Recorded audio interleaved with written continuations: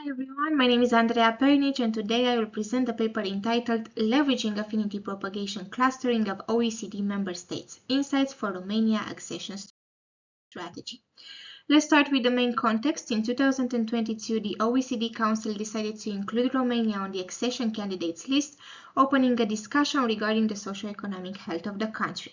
Considering this, the objective of the current paper will be to profile the existing OECD members, as well as understand where Romania fits within the organization in terms of socio-economic performance.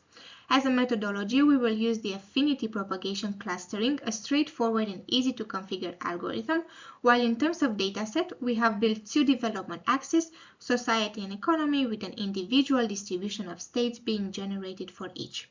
Afterwards, a recomputation of the algorithm will be made, this time including Romania. Let's now look at the economy axis. So as a data source, we have the OECD data portal. The year is 2022. We have 4 sub-axes: production and productivity, trade, prices and fiscality, and 10 total indicators. We also have 36 member states, with Costa Rica and Mexico being excluded due to the lack of data.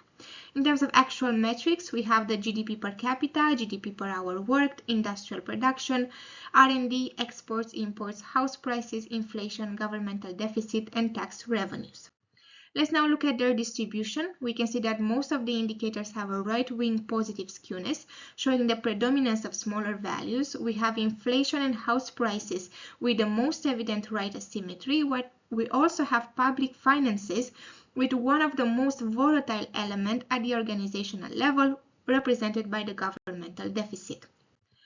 Let's look at the clustering results. So the affinity propagation algorithm determined that 6 will be the optimal number of clusters, with a silhouette coefficient of 0.54, a moderate score.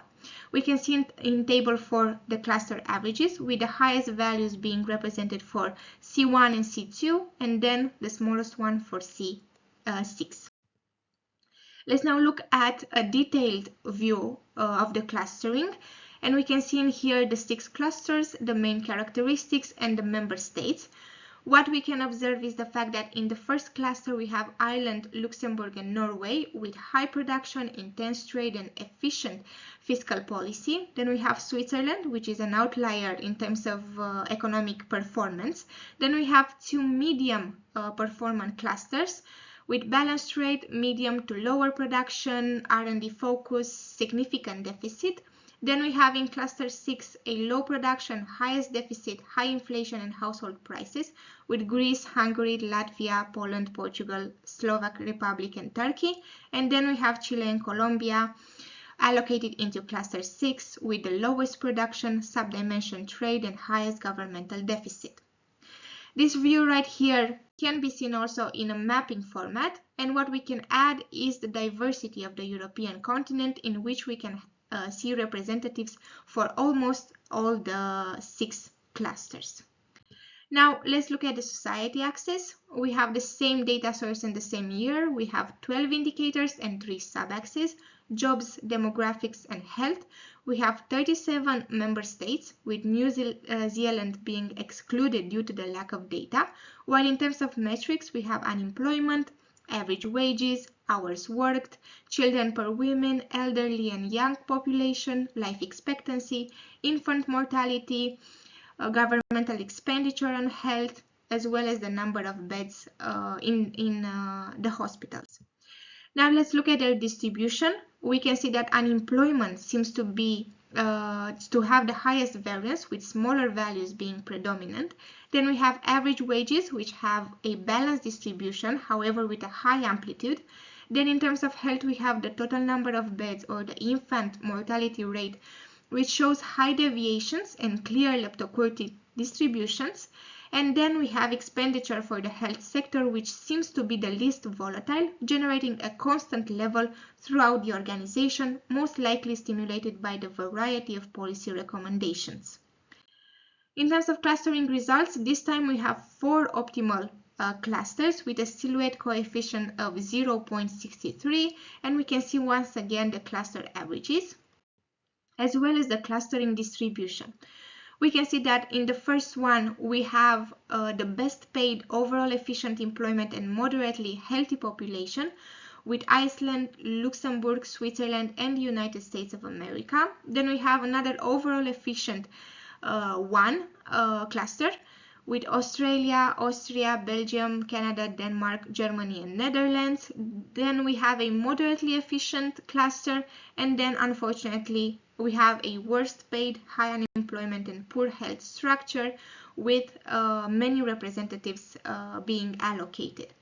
The same view can be seen again in a mapping format, with Europe being once again the most volatile in terms of cluster allocations. Now, let's go to the second objective of our paper, namely to see whether Romania fits into these clusters or is highlighted as an outlier.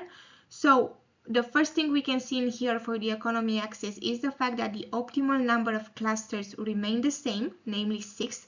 A first sign that Romania might be synchronized from an economic perspective with the organization. However, inside the last 2 clusters, there have been some changes in their composition. And what we can see is that, for example, Chile has moved from the last cluster, leaving Colombia as an outlier structure, into this low production, highest deficit, high inflation, household prices, while Romania has been integrated into the same structure. Then in terms of society, here the allocation is much simpler than that, because Romania is allocated directly into cluster 4 with no changes in terms of other structures, and we can describe it as worst paid, high unemployment, and unfortunately a poor health system. Now, in terms of conclusions, it is important to mention that the overall clustering results actually reflect deep-rooted differences in terms of socioeconomic policies, labor market structures, industrial, health, educational system, and the list can continue. However, in terms of Romania, what we can see is that the country could be integrated into the already existing clustering, not being identified as an outlier, while in other words, the overall performance at the national level is not that discrepant with the organization values, providing an extra motivation and reasoning in the accession discussion. At the same time, by looking at the clustering neighbors, Romania and its political stakeholders could understand the level of compatibility with the OECD Forum, while also having the opportunity to replicate successful case studies that help enhance the economic and demographic performance.